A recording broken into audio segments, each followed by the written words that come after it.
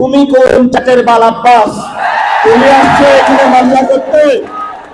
এই যে আমার নামে আজকে একটা মামলা হলো, মানহানির মামলা।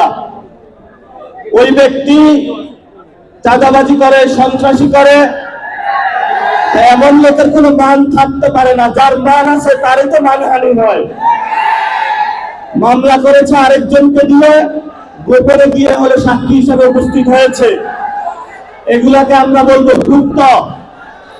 আপনি ঢাকাতে ফেল করেছেন, লিখে রাখুন জনাব আব্বাস। রক্ষা করেছে, তারেক জিয়া যদি রক্ষা না করতো তাহলে আপনি মির্জা আব্বাসের ছুটোপুটিও আমরা ঢাকা হাটে খুঁজে পাইতাম না। হালে পানি আছে, এখনো বেঁচে থাকার সুযোগ আছে। ভদ্র হন, ভদ্র হতে শিখুন। আমরা সভ্য সমাজে বসবাস করি, অসভ্য আচরণ করবেন না।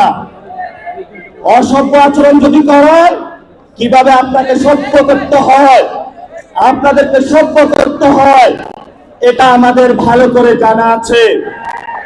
ওরা আমাদের ভয় দেখায়, আমরা এক আল্লাহ ছাড়া পাই না। মামলা হামলা অনেক আগে পার করেছি।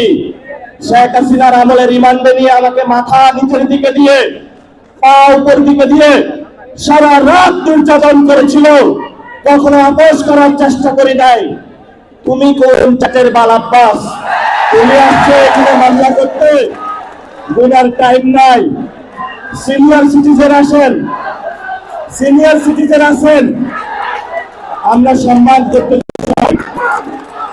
কিন্তু নিজের সম্মান যদি না রাখতে পারেন, তাহলে এই যারা ইয়াং জেনারেশন আছে, জেনজিরা আছে, আপনার পুরা সম্মানের চাদর খুলে বুড়িগঙ্গায় নিক্ষেপ করবে।